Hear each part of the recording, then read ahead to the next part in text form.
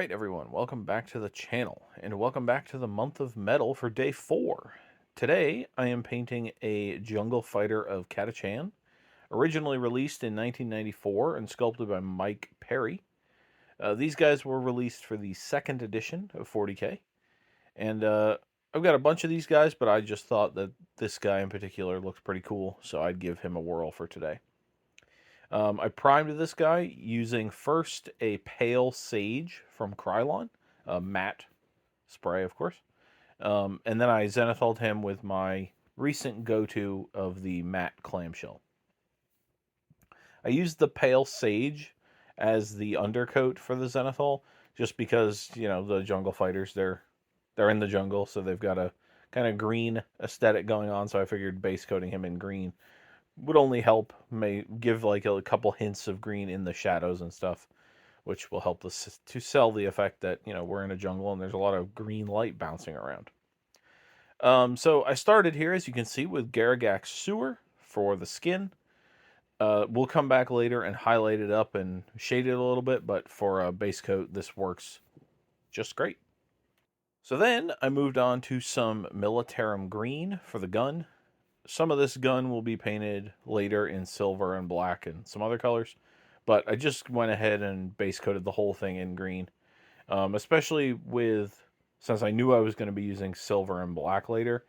Silver and black can be kind of annoying to paint over white or very pale primer, so may as well just base coat it all in this darker Militarum Green, and then those later colors will apply much easier. Then, when that was all done, I moved on to painting some Camo Pattern on him.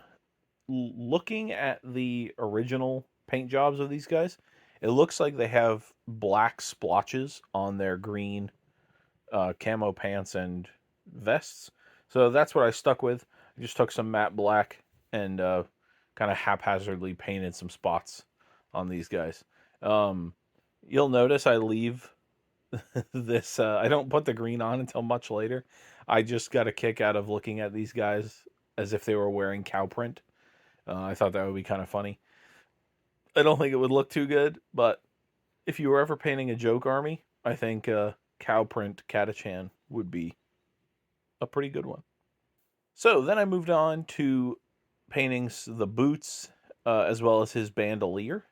For this, I used snakebite leather, one of my go-tos in the contrast brown department.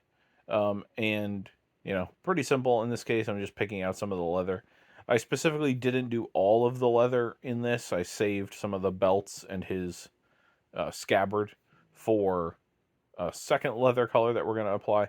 But I did want to use this on at least the boots and the bandolier, which are the biggest sections of leather on him. After that, I moved on to the second leather color, which in this case is Nazdrag Yellow, and I just applied that to everything else that is leather on this guy. So his scabbard here, if the camera will pull back into focus, maybe you could see it. That would be pretty cool. But then also the pouches on his back, the belt around his waist, and I think there's some other detail on the front. But in any event, all the leather that we hadn't previously hit, I hit that with this color. So after that, I was letting that dry completely before putting any other colors on it, so I moved on to a different part of the miniature, and I just used some Blood Angels Red for the bandana. Again, pulling from the original paint job that they had back in 1994. These guys had red bandanas, so I just stuck to that. I think it looks kind of cool. Probably makes no sense in terms of a camouflage, but who cares? If it looks cool, what do we have to lose? Then after that, just a quick dip back into black, but this time with Black Templars, and I just used that to base coat the hair. There's not a lot sticking out here, and it's a pretty small area, so just a little quick 1, 2, 3, and we were done. Then it was time to go back to the leather, and with some Targor Raid Shade, I just completely covered all the spots that I had previously covered with the 2 leather colors. This Targor Raid Shade, I've said it in several videos before, I just love this as a leather shadow color. It fills in all the cracks and crevices, gives us nice depth, and doesn't ruin the original color that you've put on your leather. So I just love it. It's one of my favorite colors coming out of the shade range from Citadel. Then when that was done, I went back to the gun and I applied some plate mail metal on to the barrel of the gun, as well as the sight and the very tip of the gun.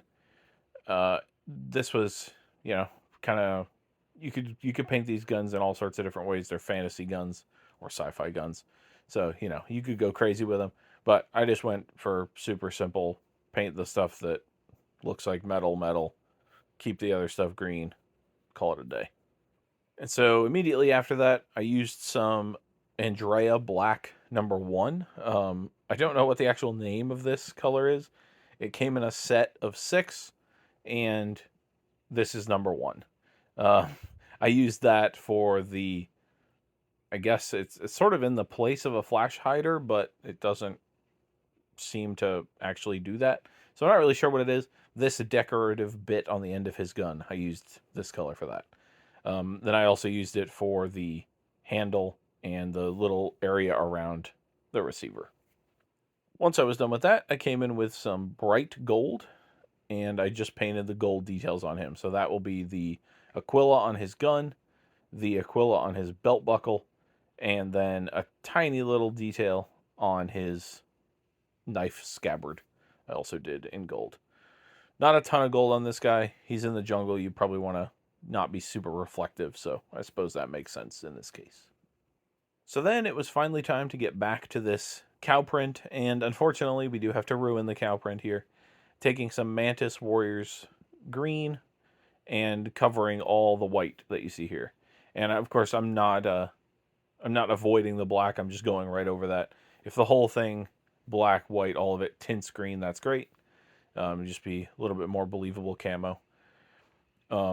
This was sort of a fiddly step because I do have to be careful to avoid all the leather bits and stuff.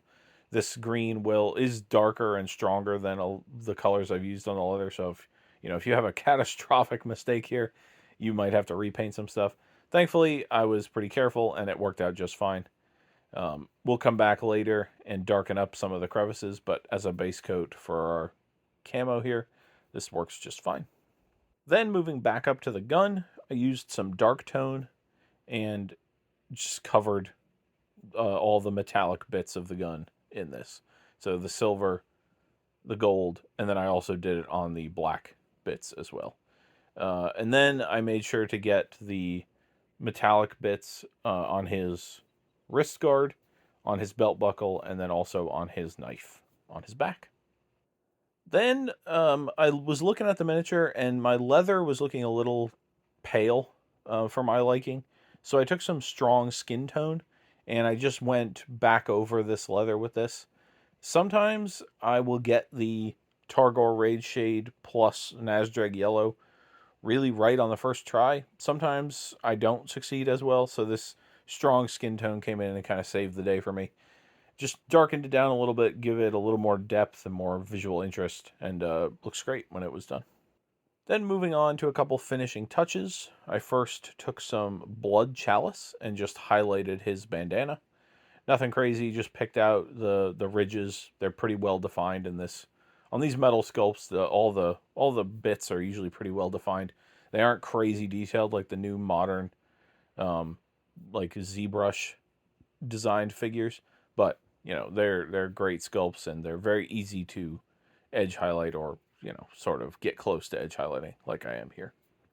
Then it was back to the uniform and just taking some Beal Tan Green and darkening up the recesses here.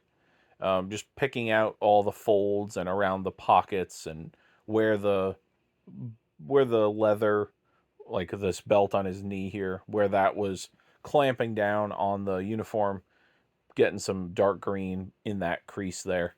Just, giving it some more depth and making it look a little more interesting. Then I just took some mocha skin and highlighted the leather on this guy a little bit. There were some sort of higher bits or like some proud bits, I guess you'd say, of this leather. And I just used this to highlight it. Again, just to give you more depth, bring your highest shade farther away from your lower shade to give you more depth across your entire miniature.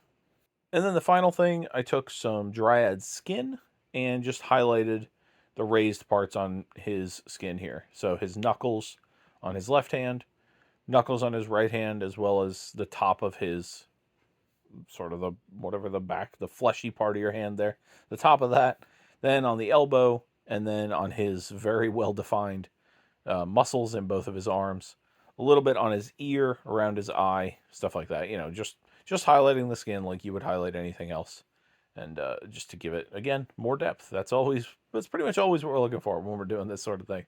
So we just want more depth. And when I say depth, I mean, you know, your highest shade being farther away from your lowest shade. That's going to give you the depth and visual interest that you're looking for. And with that, he was done. Right about now, you should be seeing some pictures of him all finished up. And I put him on a jungle base as befitting his occupation, I suppose. Um, Overall, I'm really happy with this guy.